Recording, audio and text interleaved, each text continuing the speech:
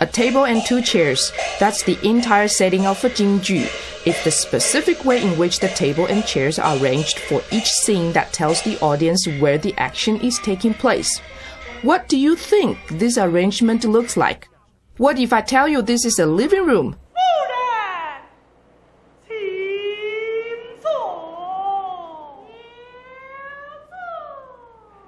Please have a seat.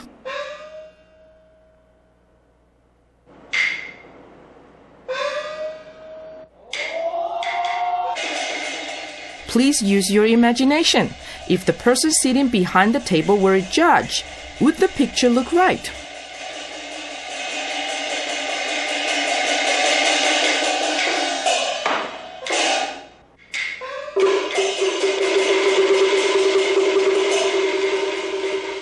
If I told you that these warriors are walking up a bridge, I think you'd agree with me, wouldn't you?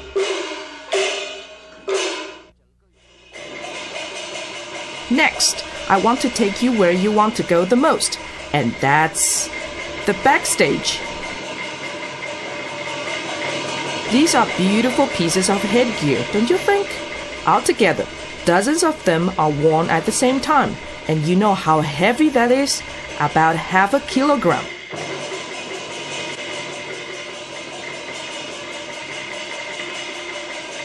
No matter how she somersaults or fights, none of these adornments are allowed to fall off.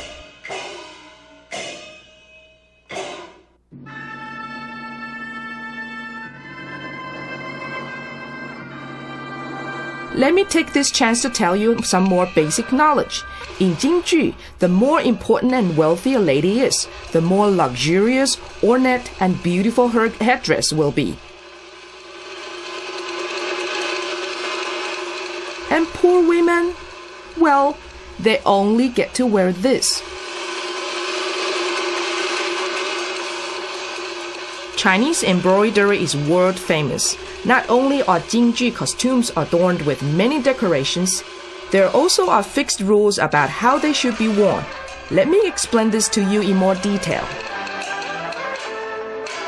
There are 2 important features of Jingju costumes that you should pay attention to. One is the color, the other is the decorative patterns. Yellow is worn by the emperor or other members of the imperial household. The color symbolizes nobility and authority. A dragon is always embroidered on the emperor's costume. The color red also signifies nobility. It's worn either by the emperor himself or by high-ranking ministers at his court. Sometimes a dragon may also be embroidered on a red garment. As for the other colors, they all denote roughly the same rank or standing. This is the attire of a local official with a bird embroidered on it. That reminds me, I should tell you that the costumes of civil officials are usually embroidered with bird designs, while the clothes of military officers are adorned with other animal designs, like wild beasts. No mistakes can be made about that.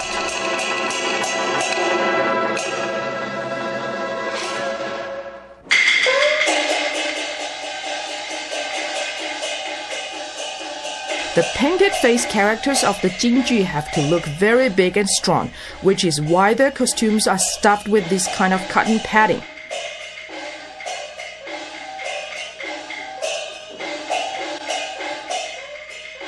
I can tell you one thing. In summer, the actors will feel terribly hot under all that padding, and they'll sweat profusely.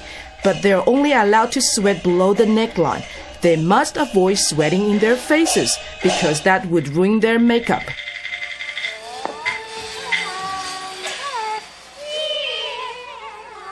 Maybe you're curious to know how the actors in Jingju are trained.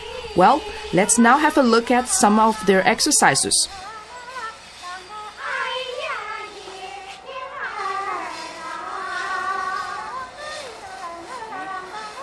I repeat that an actor of Jingju has to be a singer and a dancer, and on top of that, he also has to be an outstanding stage play impersonator. None of these 3 requirements can be missing. With such high standards to meet, it's no surprise that the training is a long and difficult one. Do you know how long it takes to complete a training at our academy?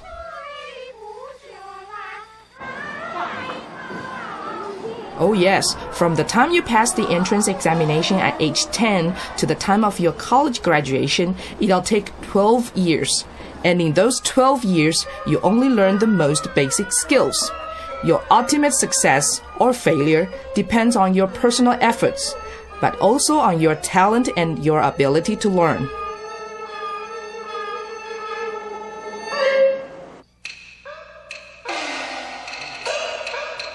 I'm sure you now understand Jingju after watching this 10-minute introduction. Now we're going to perform an authentic Jingju for you. We hope you enjoy it and will share your joy with your friends so that they may partake in your wonderful experience.